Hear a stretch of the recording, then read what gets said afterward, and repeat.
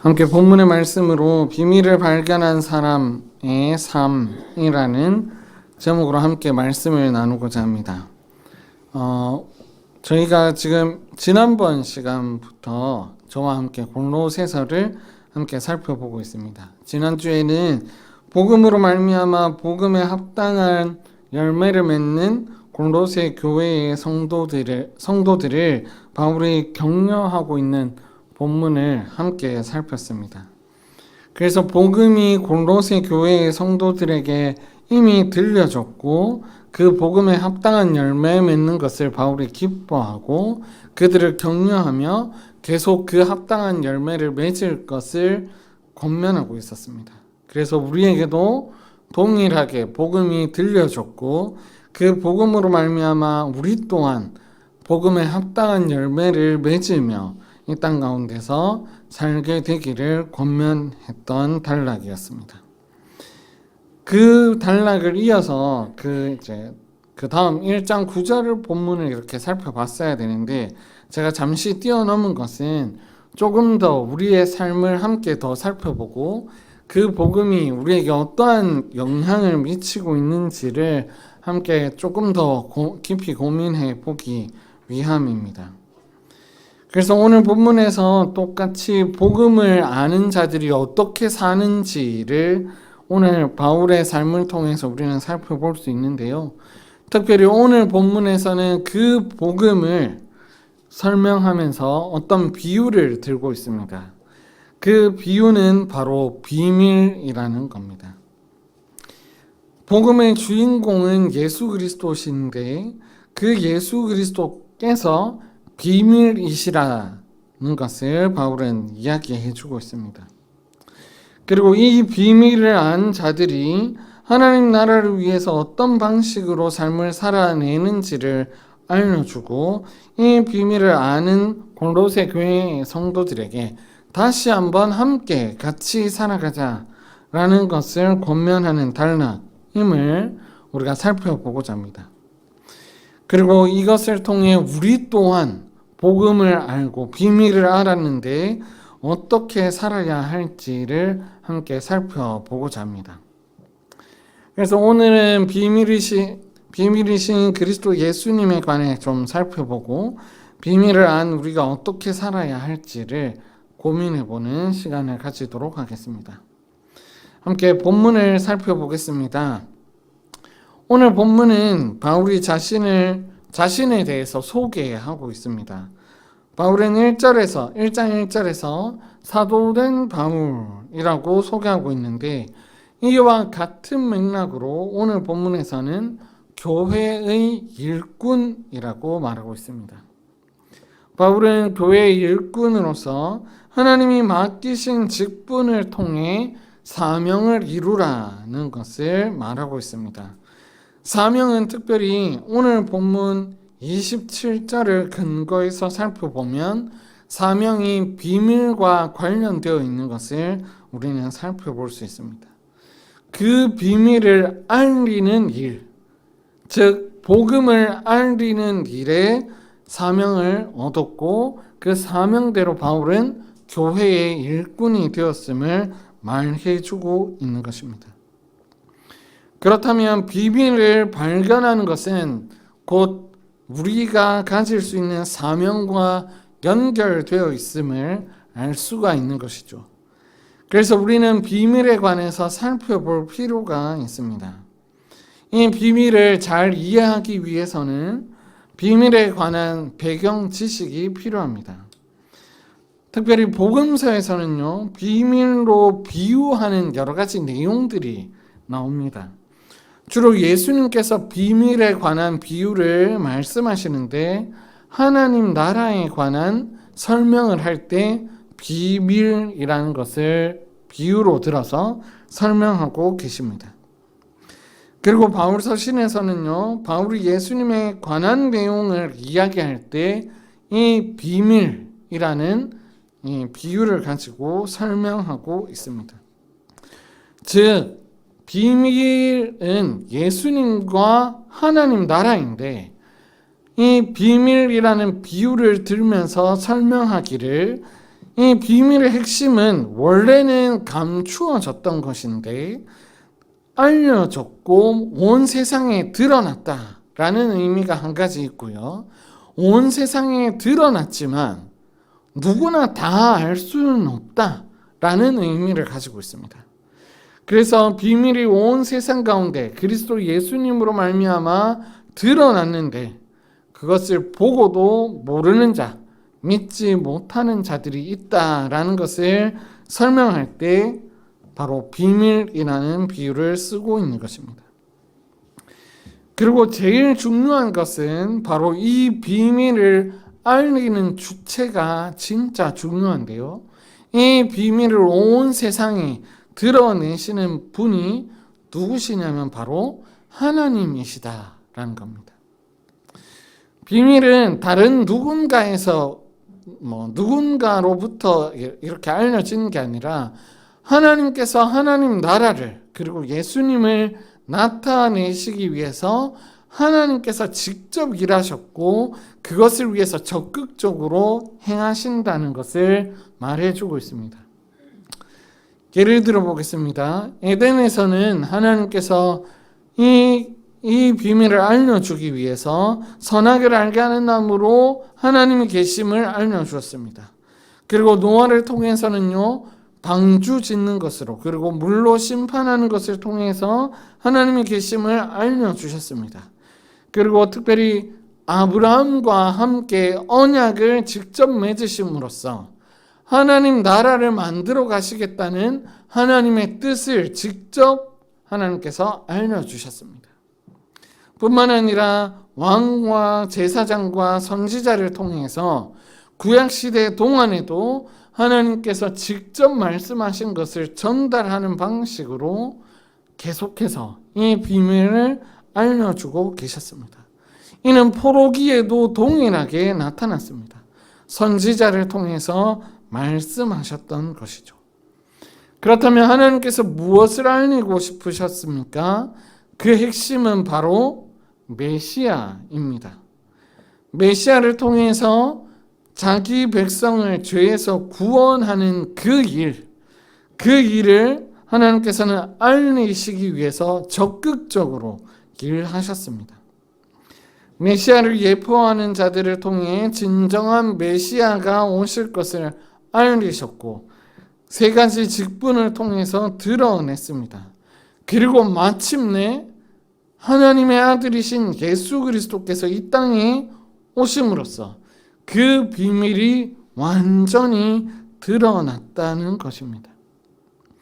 이것을 두고 교리적 용어로 하나님의 섭리, 하나님의 경륜이라는 표현으로 쓰고 있습니다.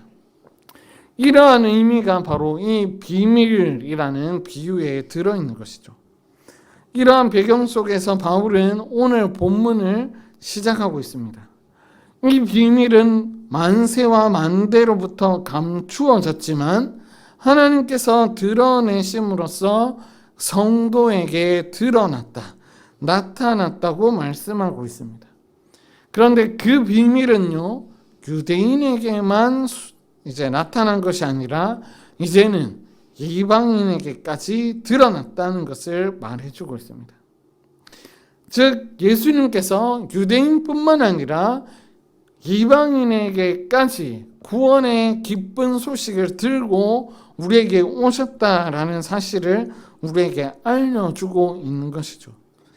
그러니 예수 그리스도는요, 영광의 소망 되심을 바울은 설명하고 있는 것입니다. 이는 골로새서 1장 5절에서도 하늘 위의 소망이심을 드러냄과 동일한 맥락입니다. 그분께서는 우리에게 나타나셔서 하나님 나라를 전파하셨고 하나님 나라 가운데로 들어오게 하셨고 하나님 나라 가운데서 살도록 우리를 죄에서 구원해 주셨습니다. 그래서 이 비밀을 안 바울은 교회의 일꾼이 되었다고 말하고 있는 것입니다. 마치 비밀을 알리기 위한 내용이 한 편의 드라마 주인공처럼 바울은 사명을 감당하고 있습니다. 그가 어떻게 사명을 감당했습니까? 오늘 본문 28절을 보면요, 예수 그리스도를 전파하는 데 자신의 생명을 드리고 있다고 말하고 있습니다. 비밀이신 예수 그리스도를 증거하기 위해서 생명을 조금도 아끼지 아니하고 맡은 바 사명에 따라서 끝까지 사는 것을 자기가 사명인 줄 알고 끝까지 달려간다고 말하고 있습니다. 죽음을 두려워하지 않았고요, 남에게 비방당하는 일을 두려워하지 않았습니다. 오늘 본문 29절에서 말하듯 내 속에서 능력으로 역사하시는 예수님의 역사, 일하심을 따라서 힘을 다하여 수고할 뿐이지 나의 어떠한 자랑과 나의 어떠한 명예와 나의 어떠한 권력을 위해서 일하고 있지 않음을 바울은 강력하게 표현하고 있습니다. 바울은 이를 두고 오늘 본문 1장 24절에서 이렇게 표현하고 있습니다. 우리 같이 한번 읽어보겠습니다. 시작.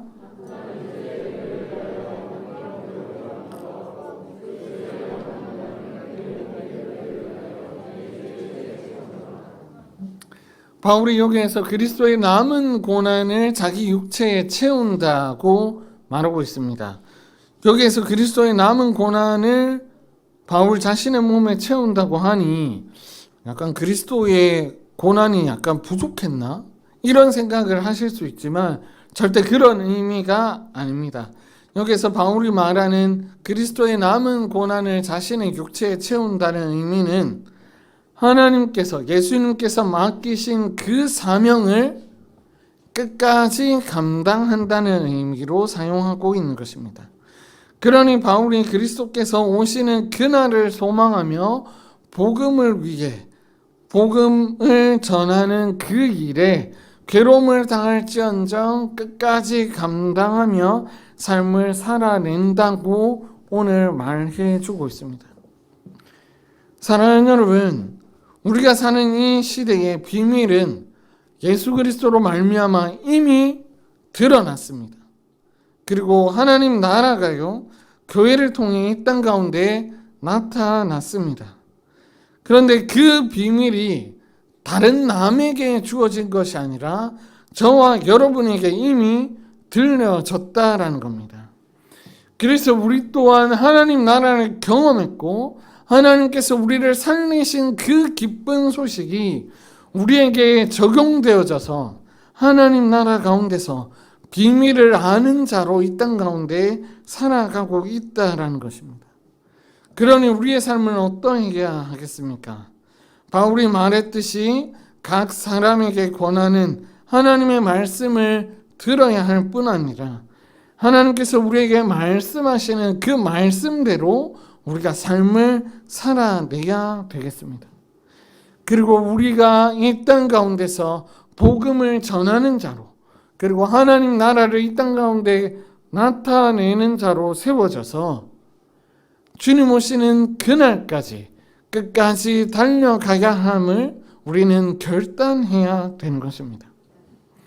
그러니 사랑하는 성도 여러분, 하나님의 말씀을 듣고 그 말씀대로 사시기를 간절히 소원합니다.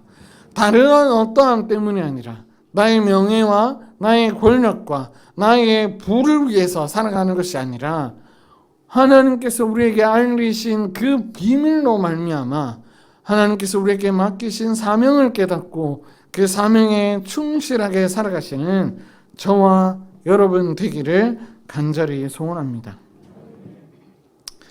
이렇게 사명을 잘 감당하고자 할 때 늘 방해하는 요소들이 있습니다.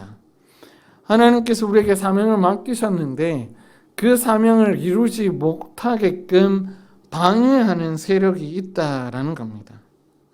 오늘 골로새서 본문에서도 보면 그 사명 맡은 자들이 사명을 이루지 못하도록 방해하는 사람들이 있는데 2장 4절을 보면 교묘한 말로 속이려 하는 자들이 있다라고 말해주고 있습니다. 여기에서 교묘한 말은 유혹이라는 의미와 말이라는 단어가 합쳐진 합성어입니다. 그러니까 유혹하는 말 정도로 이해하시면 되는데요. 무엇에 대해서 무엇을 통해서 유혹을 하는 것일까요? 자, 여러분에게 한번 물어보겠습니다. 여러분 도둑질 하십시오 라고 제가 유혹을 한다면 그 유혹을 들으시겠습니까? 듣지 않으시죠. 여기에서 말하는 이 교묘한 말은요, 죄를 행해라 뭐 이런 것을 의미하는 게 아닙니다.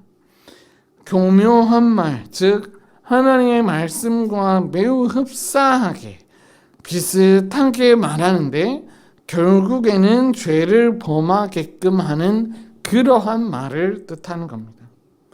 마치 창세기 3장 15절에서 뱀의 형상을 한 사탄이 아담과 하와를 유혹했던 것처럼 우리에게, 그리고 사명을 맡은 자들에게 교묘한 말로 유혹한다라는 겁니다. 그러면 골로새 교회에 어떠한 유혹이 있었을까요? 골로새 교회의 배경을 이렇게 살펴보면 유대 신비주의가 교묘한 말로 골로새 교회의 성도들을 유혹하고 있었습니다. 그 괴롭힘은 무엇이었냐면 알고 있는 복음을 조금 이렇게 바꾸는 그런 일, 복음을 왜곡하는 일을 했었는데요. 사도가 전한 복음은 조금 부족하고 우리가 말하는 걸 조금 더 해야 복음을 더 잘 누릴 수 있어. 그러니까 복음 그거 맞는데 이거 말고 조금 무언가를 더 해야지만이 진짜 잘 누릴 수 있어. 이렇게 이야기하는 것입니다. 어떤 것이었냐면요. 그 당시에는 유대 신비주의가 많이 흥행하고 있었습니다. 그래서 천사가 숭배하는 일, 그러니까 천사가 하나님을 예배하는 그 장면을 눈으로 보고 경험해야지만이 참 복음을 누릴 수 있다라는 것이 그 지역에, 골로새 지역에 유행하고 있었던 겁니다. 그러다 보니까요, 그것을 경험하지 못한 사람들은 낙심해서 계속 그것을 추구하고 있었던 거죠. 이미 하나님께서 우리에게 맡기신 것들을 살면 되는데 그것은 만사 제쳐놓고 천사가 하나님을 예배하는 그 환상인지 전설인지 모르겠는 그거를 추구하고 그것을 보려고 그것에만 몰두하고 있었다라는 겁니다. 그러니 바울이 그것을 보고 매우 가슴 안타까워 했던 것입니다. 그래서 바울은 단호하게 골로새 교회의 성도들에게 말하는데 그것은 무엇이냐면 그것보다 훨씬 더 매력적인 분이 계시는데 그분이 바로 누구시냐면 바로 예수님이다. 너희는 예수님을 이미 만났고 예수님을 경험했는데 왜 천사가 예배하는 그 예배의 장면을 추구하느냐? 그것은 예수님보다 못하다. 예수님만이 우리의 주님이시오. 주님을 바로 만날 수 있는 그 복음이 너희에게 있는데 왜 다른 것에 눈을 돌리고 그것을 쫓아가느냐? 라고 이야기해주고 있는 것입니다. 그래서 바울은 다시 한번 골로새 교회 성도들에게 예수 그리스도가 비밀이시고 그 비밀이 이미 너희에게 있으니 이미 들려진 그 복음을 듣고 그 복음에 따라서 삶을 살아라고 우리에게 골로새 교회의 성도들에게 말해주고 있습니다. 그런데 여기에서 주목해 볼 점은요, 다른 어떤 것으로 우리에게 말씀하지 않는다라는 겁니다. 예수 그리스도를 통해서 교회의 성도들에게 말씀하고 있다라는 가르침을 바울은 우리에게 주고 있습니다. 그런데 이제 바울 서신에만 그게 나오는 게 아닙니다. 히브리서 1장 1절과 2절을 우리 같이 살펴보겠습니다. 히브리서 1장 1절에서 2절 말씀입니다. 우리 함께 읽겠습니다. 시작.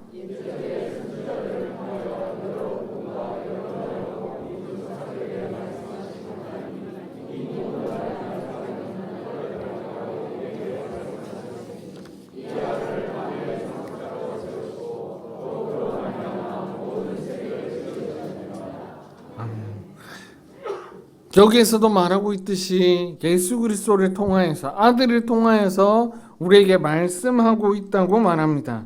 예전에는 선지자를 통해 여러 부분과 여러 모양으로 주의 사자를 통하여 하나님의 말씀을 말해 주었다. 그러나 오늘은 예수 그리스도로 말미암아 우리에게 말씀하고 계시고, 그분을 통해 세상이 지어졌음을 우리에게 말해 주고 있습니다. 그러니 천사가 숭배하는, 천사가 예배하는 그 장면을 더 이상 추구할 필요가 없음을 말해주고 있는 것이죠. 그러므로 하나님의 비밀은 감추어졌던 것인데 예수 그리스도를 통해 완전히 드러났습니다. 그런데 그분이 아닌 다른 것으로 예배하는 것은 매우 어리석은 일이며, 더 나아가 죄를 짓게 하는 그 일이며, 더 나아가 우상을 숭배하는 그 일이 된다고 말해주고 있습니다. 사랑하는 여러분, 여러분에게는 교묘한 말이 어떤 것이 있으십니까? 제가 SFC 간사로 평일에 SFC 사역을 하고 있습니다. 대학 캠퍼스 안에서 사역을 하고 있는데, 청년들이 시험 기간만 되면 저한테 이렇게 물어봅니다. 간사님, 우리가 이 땅에서 성공해서 좋은 직장 가고, 그래서 돈도 많이 벌고 헌금 잘 하면 하나님께 영광 돌리는 거 아닌가요? 라고 묻습니다. 그래서 저한테 뭐라고 하냐면, 기도 모임이나 그 경건의 모임이 있는데, 그때 안 가고 저 시험 기간에 시험 공부 조금 더 하겠습니다 라고 얘기를 합니다. 그러면 저는 너무 울분이 터지지만 친절하게 설명을 해줘야 하니, 친구야, 그게 맞는데 오늘 골로새서 본문 볼래? 이렇게 설명을 해줍니다. 근데 여러분, 공부를 열심히 한다, 이 말이 틀린 말일까요? 사실은 틀린 말은 아니죠. 공부를 학생이 열심히 하는 것은 맞습니다. 그래야 좋은 직장에 취업도 할 수 있고요, 좋은 직장에서 좋은 집도 살 수 있고요, 그 다음에 교회 생활도 안정적으로 할 수 있는 게 맞습니다. 그러나 그 말이 그 친구의 삶을, 복음적 삶을 왜곡한다면 이보다 나쁜 말이 어디에 있겠습니까? 하나님보다 공부하는 일이, 하나님보다 좋은 직장 갖는 일이, 하나님보다 좋은 집 갖는 그 일이 조금 더 중요하다는 그 조그마한 뉘앙스 때문에 그들이 하나님 말씀을 더 멀리하고, 하나님보다는 공부, 하나님보다는 돈, 하나님보다는 직장으로 가게 된다면 이보다 교묘한 말이 어디에 있겠습니까? 사랑하는 여러분, 여러분에게는 이러한 교묘한 말이 어떤 것이 있습니까? 학생들과 별반 다르지 않을 수도 있습니다. 그리고 우리에게 여러 가지 더 교묘한 말로 우리에게 찾아오는 유혹들이 있을 줄 압니다. 그럴 때마다 하나님께서는 우리에게 그 교묘한 말을 벗어나고 그 유혹을 이겨낼 수 있도록 우리에게 아들을 통하여 말씀해 주시고 있다라는 사실을 기억하시기 바랍니다. 그러니 사랑하는 성도 여러분, 하나님의 말씀을 듣는 일에 힘쓰시기를 바랍니다. 하나님의 말씀을 들음으로써 이 세상이 줄 수 없는 지혜와 부유함을 누리셔서 이 땅 가운데서 그리스도 예수님으로 말미암아 부유하게 사시는 저와 여러분 되었으면 좋겠습니다. 세상은 여전히 먹음직하고 보암직도 하고 지혜롭게 할 만큼 탐스러운 그 열매를 계속해서 들이댈 거지만 그 손길을 뿌리치고 하나님의 말씀대로 살아가시는 저와 여러분 되기를 간절히 소원합니다. 말씀을 맺고자 합니다. 만세와 만대로부터 감추어졌던 그 비밀이 우리에게 밝히 드러났습니다. 하나님 아버지께서는요, 예수 그리스도로 말미암아 온 천하 가운데 하나님 나라가 그리고 구원의 그 기쁜 소식이 드러나게끔 만들어 주셨습니다. 우리는 그 비밀을 들었고 그 비밀로 말미암아 하나님과 연합하게 되었습니다. 그리고 하나님께서 우리에게 맡기신 사명에 따라 살게 되었습니다. 그러니 사랑하는 성도 여러분, 하나님께서 맡기신 그 사명에 따라서 삶을 살아가시는 저와 여러분 되기를 간절히 소원합니다. 그 사명을 이루어갈 때마다 우리를 유혹하는 자들이 있지만 우리의 머리 대신 그리스도 예수님의 말씀을 들음으로 말미암아 이 세상 가운데서 승리하며 살아가시는 저와 여러분 되기를 간절히 소원합니다.